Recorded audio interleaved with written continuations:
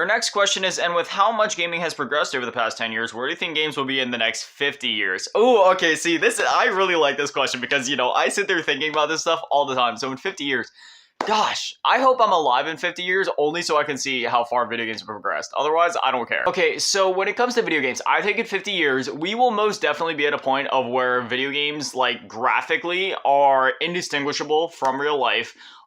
Furthermore, I think that I think in 50 years, we're gonna hit the threshold of what's possible in terms of pixels that our eyes can physically see and frame rates that our eyes can, actually process. I think in 50 years, we're going to hit a bit of a stalemate when it comes to graphics and frame rates and pixels and all that stuff.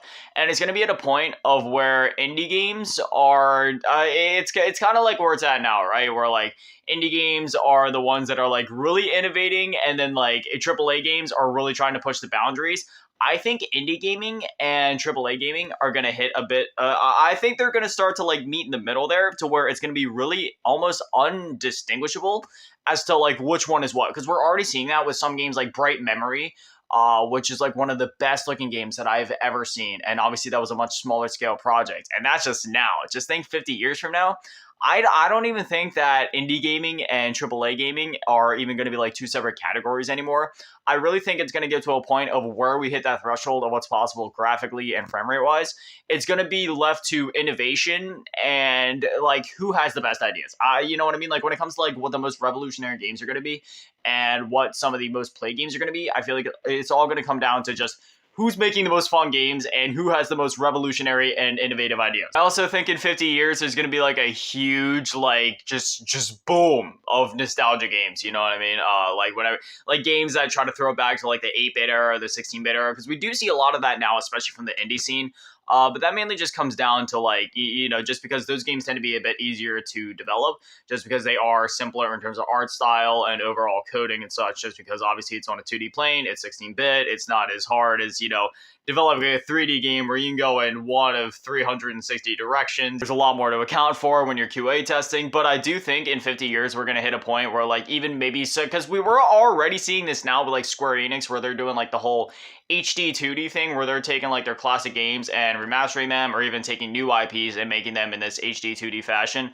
I think it's going to be something like that where more AAA studios start to embrace that idea, and who knows, we could even see some like throwbacks from like Capcom, to where maybe one day they do like a nostalgic throwback to like the OG PS1 style of graphics, you know what I mean? Just for like a one-off survival horror game, or see them make like another 8-bit Mega Man game. I mean, granted, I don't even know what IPs will still be around or what IPs will be big in 50 years from now, but on a simple fundamental level, that's what I think like on the consumer side of things video games are going to be like. But when it comes to like behind the scenes, I feel like things are going to be even crazier. I feel like AI is unfortunately going to be a bigger part of video game development, which I do not like, because for me, video games are an art form, and anytime AI is involved, that automatically detracts from the art. I don't care what type of art form it is. The minute AI does any of the work for you, it automatically takes away from it. Like, it depends on what it is, right? Like, if it comes to like basic coding and AI is alleviating some of the workload with coding, okay, that's different.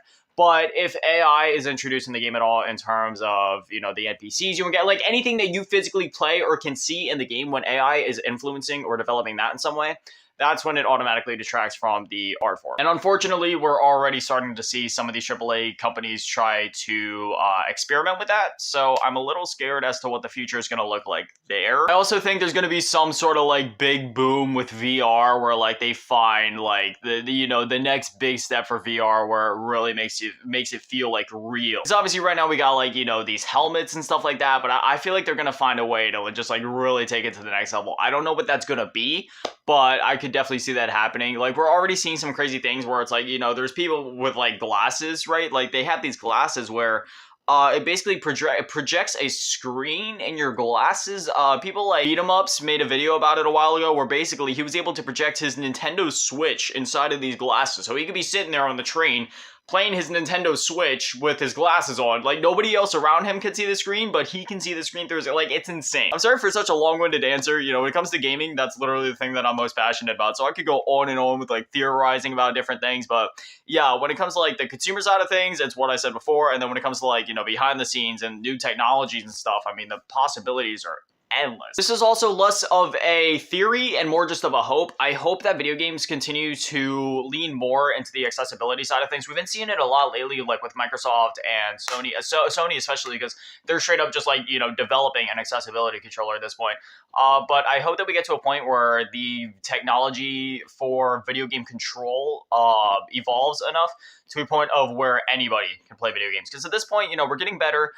Again, Sony's releasing like that accessibility controller, and there's a lot of accessibility third-party options out there. But I'm hoping that we start to see more first-party options again, like Sony has been doing, to where every console, no matter what console you're on, no matter what platform you're on, no matter what your disability is, there's a way for you to play video games. Like, even if you don't have arms, even if you don't have legs, even if, you can only speak, if like, I don't know, just some sort of technology out there. Say if you don't have arms or legs and the only way that you could play a video game is by speaking, hopefully, there's more more first-party options introduced to where you could control games just with voice control, for example. Or maybe we could even get to a point of where, like, there's like some sort of machine or like some sort of like accessory you can put on that like reads your thoughts or something like that. So then you can control the game that way. Like, if you can't speak, if you don't have arms or legs, like if your physical disabilities are like the most extreme that they could possibly be, I hope that there's a way for literally every being to play video games. I don't know how they'd even go about some of that stuff and making it accessible on a consumer level, but with the evolution of technology and,